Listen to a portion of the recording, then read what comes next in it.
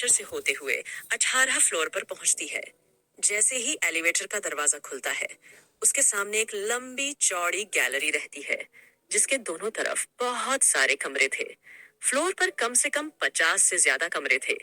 कशिश ने धीरे से अपना चेहरा ठीक किया और वह धीरे कदमों से चलते हुए आगे बढ़ने लगी। कशिश को रूम नंबर 13 में जाना था और वह एक एक कदम के साथ अपने गुजरे हुए दिनों को याद कर रही थी। एक हफ्ते पहले तक उसकी जिंदगी बिल्कुल ठीक थी। कशिश मेरठ में अपनी नानी के साथ रहती थी। कशिश का पूरा परिवार बस उसकी नानी ही थी और महीने 2 महीने में एक बार मिलने आने वाले उसके बाबा। कशिश की माँ बचपन में गुजर गई थी और कशिश के बाबा ने कशिश को उसकी नानी के पास छोड़कर दिल्ली जाकर दूसरी शादी कर ली थी। कशिश कभी अपनी सौतेली माँ से नहीं मिली थी, लेकिन उसने उनकी तस्वीर देखी थी। कशिश अपनी नानी के साथ बहुत खुश थी। मेरठ के साथ लगा यह छोटा सा कस्बा बिल्कुल गांव की तरह है। कशिश की नानी के पास छोटी सी जमीन का टुकड़ा है, जिस पर उन्होंने खेती करते हुए जो भी गुजर बसर होता है, उसमें अपने और कशिश का गुजारा करती है। कशिश के पास गायें और बकरियां भी थीं। कशिश के लिए उसकी यही छोटी सी दुनिया थी। पेट भरने लायक तो रोटी मिल ही जा रही थी और इससे ज्यादा की चाह कशिश को कभी थी ही नहीं। लेकिन एक हफ्ते पहले कशिश की पूरी दुनिया पलट गई, जब अचानक से उसके फोन पर उसकी सौतेली माँ का फोन आता है। कशिश की सौतेली माँ ने उसे बताया कि उसके बाबा को अचानक से अस्पताल में भर्ती करना पड़ा और उनकी तबीयत बहुत ज्यादा खराब है। वह कशिश से मिलना चाहते हैं, इसलिए कशिश जल्द से जल्द दिल्ली आ जाए। कशिश की नानी बहुत डर रही थी उसे अकेले दिल्ली भेजने के लिए, लेकिन कशिश को अपने बाबा की फिक्र हो रही थी। इसीलिए अपनी नानी को पड़ोसियों के भरोसे छोड़कर कशिश दिल्ली के लिए रवाना हो गई। दिल्ली के अस्पताल में पहुंचकर कशिश देखती है कि उसके बाबा की हालत सच में बहुत खराब है और उन्हें वेंटिलेटर पर रखा गया है। अपने पिता की ऐसी हालत देखकर कशिश को बहुत दुख होता है और वह फूट फूट कर रोने लगती है। तभी कशिश की सौतेली माँ कशिश के पास आती है और उससे कहती है कि उसके बाबा का ऑपरेशन होना बहुत जरूरी है, जिसके लिए उसे 10 लाख रुपए की जरूरत है।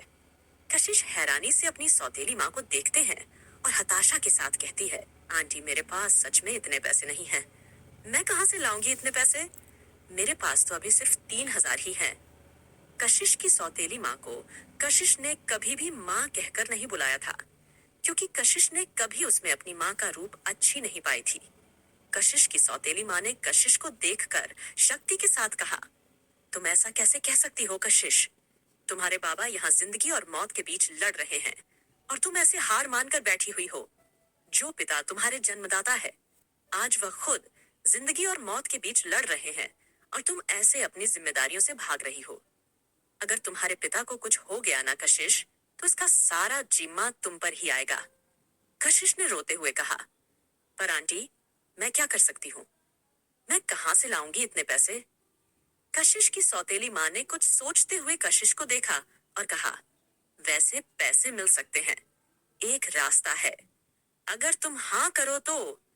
कशिश हैरानी से अपनी सौतेली माँ को देखती है, तो उसकी सौतेली माँ कहती है, मैं एक आदमी को जानती हूँ, वह चाहे तो तुम्हारी मदद कर सकता है और तुम्हें पैसे भी बहुत जल्दी मिल जाएंगे।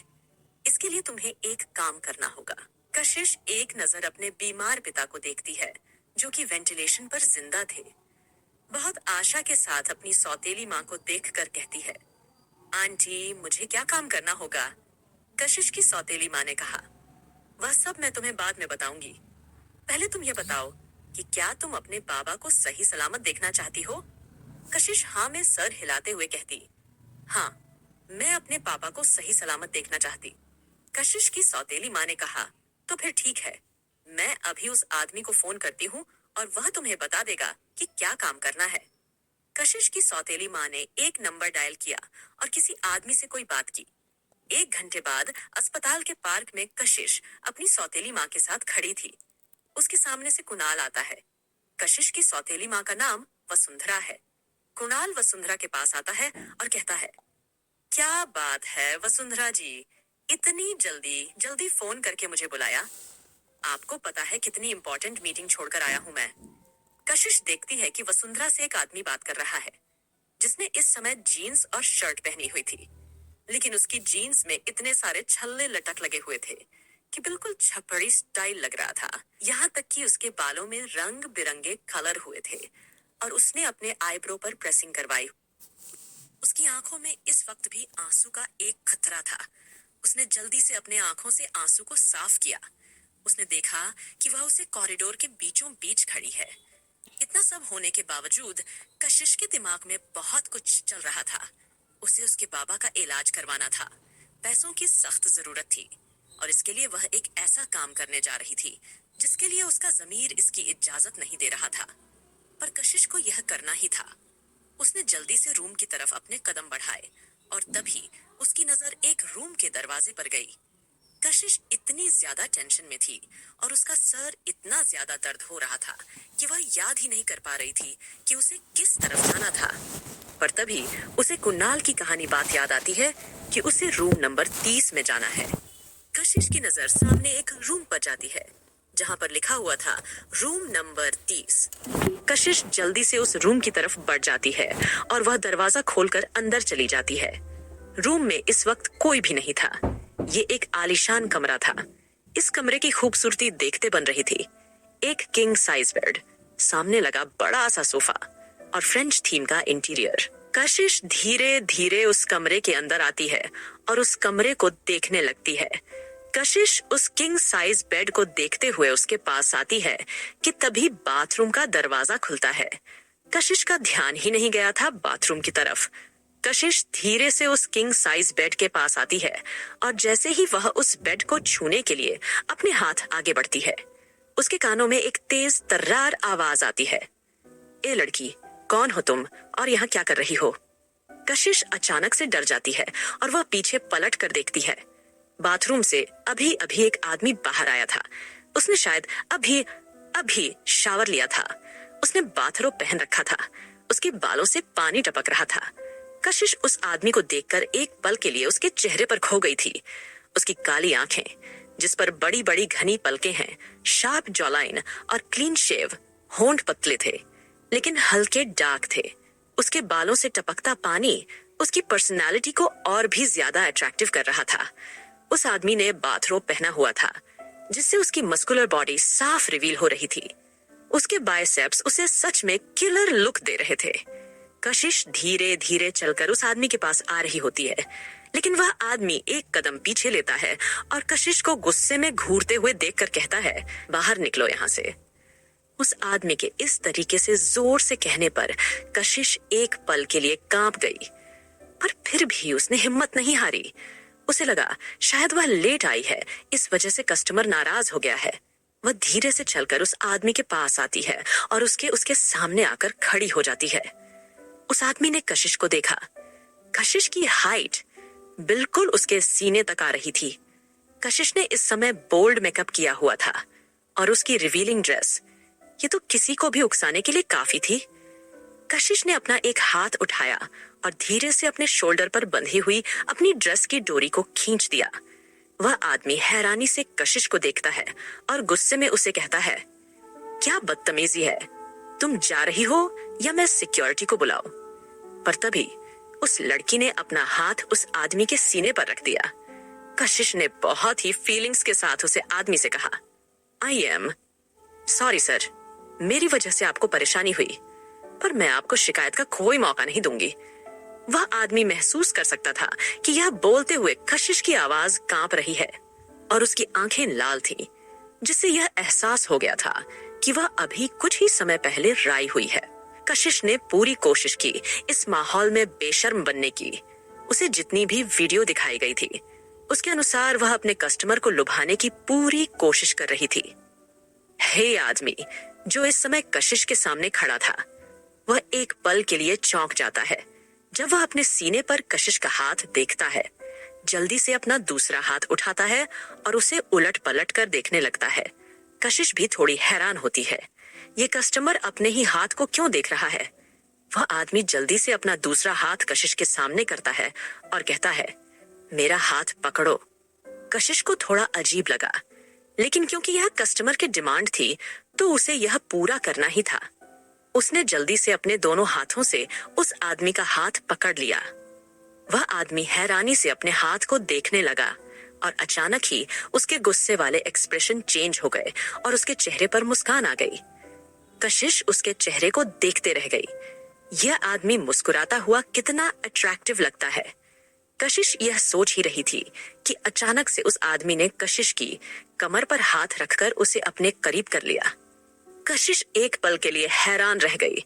वह आदमी मुस्कुराता हुआ कशिश को देखता है और कहता है, तो तुम हो मेरा गिफ्ट। कशिश को कुछ समझ में ही नहीं आया कि वह किस गिफ्ट की बात कर रहा है, लेकिन उसने मुस्कुराते हुए हाँ में सर हिलाया, क्योंकि उसका काम था आज रात इस आदमी को खुश करना। उस आदमी ने फिर से एक बार अपने हाथ को और अपने पूरे शरीर को देखा और उसके चेहरे की मुस्कान जा ही नहीं रही थी।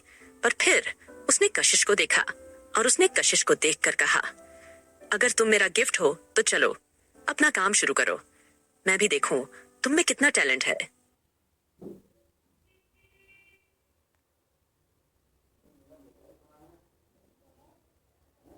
वह धीरे से चलकर सोफे के पास आती है और नीचे जमीन में बैठ जाती है। उसने अब तक जितनी भी वीडियो देखी थी उनका इस्तेमाल वह आज इस कस्टमर पर करने वाली थी। कशिश के हाथ धीरे धीरे उसके जांघों पर चल रहे थे और उस आदमी के कान लाल हो गए थे। यह पहली बार था जब उसे किसी के चुने का एहसास हो रहा था। अचानक से उस आदमी को अपने पैरों पर कुछ पानी की बूंद सा महसूस हुआ। उसने जैसे ही कशिश का चेहरा उठाकर देखा तो उसकी आंखों में आंसू थे। वह हैरानी से उसे देखकर कहता है, तुम रो क्यों रही हो? तुम्हें तो इसके पैसे मिले हैं ना? लेकिन कशिश ने अपने चेहरे पर जबरदस्ती की मुस्कान रखते हुए ना में सर हिलाया और कहा, नहीं सर, ऐसा कुछ भी नहीं है। वह आदमी कशिश के चेहरे की तरफ झुकता है और उसकी आंखों में देखते हुए कहता है, अगर ऐसा नहीं है तो फिर अपना बेस्ट मूव शो करो। कशिश अपने चेहरे पर मुस्कान बरकरार रखने की पूरी कोशिश करती है, पर यह सब उसके लिए करना बहुत ज्यादा मुश्किल हो रहा था। वह तो इस आदमी की जांघों को छू भी नहीं पा रही थी। कशिश को यहाँ लाने से पहले इस काम के लिए पूरी ट्रेनिंग दी गई थी, पर वह सारी ट्रेनिंग सिर्फ और सिर्फ वीडियो के जरिए थी। कशिश को वह वीडियो देखने पर मजबूर किया गया था। कशिश वह नहीं देखना चाहती थी, पर उसके लिए यह करना था। कशिश ने एक बार फिर से कोशिश की, लेकिन वह इस बार भी कामयाब नहीं हुई। अब वह आदमी परेशान हो गया। वह अपनी जगह से खड़ा होता है और कशिश से कहता है, क्या तुम्हें यहाँ भेजने से पहले बताया नहीं गया था कि क्या करना है? कशिश भी खड़ी होती है और जल्दी से हाँ में सर हिलाते हुए कहती है, हाँ सर, मुझे पता है क्या करना है। प्लीज आप नाराज मत होइए, मैं कर रही हूँ। उस आदमी के भाव कठोर हो गए और उसने हल्के सख्ती के साथ कहा, मेरे पास पूरी रात नहीं है। और यह कहते हुए उस आदमी ने कशिश को अपनी गोद में उठा लिया। कशिश हैरान रह गई थी, लेकिन वह इसका विरोध नहीं कर सकती थी। उसने चुपचाप अपना चेहरा नीचे झुका लिया। यह आदमी सच में अपने चेहरे से ही इतना अट्रैक्टिव था कि कोई उसे देखकर उसी की तरफ खींचा चला जाता। वह कशिश को बेड पर लाता है और उसे बेड पर लेट देता है। कशिश जल्दी से अपना चेहरा दूसरी तरफ कर लेती है और अपनी आंखें कस के बंद कर लेती है। कशिश का छोटा सा तराशा हुआ बदन को वह आदमी अपनी आंखों से स्कैन कर रहा था। अचानक से उसकी भावनाएं जाग जाती है और वह अपने एक हाथ से कशिश के एक छोटी सी ड्रेस को निकाल देता है। कशिश ने बेडशीट को कस के मुट्ठियों में कस लिया था। उसका मन रोने का कर रहा था, लेकिन उसे इजाजत नहीं थी रोने की। उसने कस के अपने होठों को अपने दांतों के अंदर दबा लिया था। सामने मौजूद यह शख्स भले ही बहुत ज्यादा अट्रैक्टिव और हैंडसम हो, लेकिन फिर भी यह था तो एक ऐसा इंसान जो पैसों के लिए लड़कियों को अपने पास बुलाता है। जैसे जैसे रात बढ़ रही थी वैसे वैसे कशिश की घबराहट बढ़ती जा रही थी। उसे मालूम था कि आज रात वह अपना सब कुछ खो देगी। वह आदमी कशिश की गर्दन पर निशान छोड़ रहा था। भले ही कशिश को इन सब का कोई एक्सपीरियंस नहीं था, लेकिन फिर भी हार्मोन्स तो अपना काम करेंगे ही। कशिश उसके हर एक किस पर शहर रही थी। वह आदमी कशिश के गले और कॉलर बोन पर किस के निशान छोड़ रहा था कि तभी अचानक से उसके दरवाजे पर दस्तक होती है। अपने रोमांस में पड़े इस खलल से वह आदमी चढ़कर दरवाजे की तरफ देखा है और गुस्से भरी आवाज से कहता है, जो भी है दफा हो जाओ यहाँ से। उसके बाद वह दोबारा से कशिश के कॉलर बोन पर किस करने लगता है। जैसे जैसे वह आगे बढ़ रहा था, कशिश का पूरा शरीर कांप रहा था।